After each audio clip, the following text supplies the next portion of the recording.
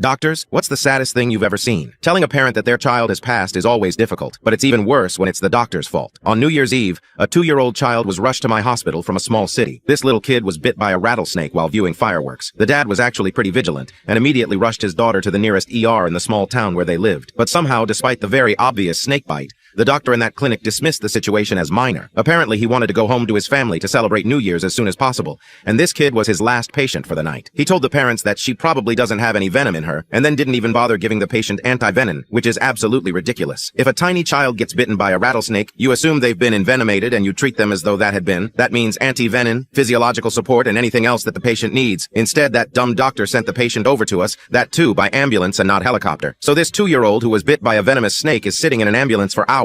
Eventually, they reached my hospital, but I only looked at the child for about 30 seconds before he passed away. The father was clutching his hands after I told him what happened, and he only said one thing before rushing back home: "I'm going to end him."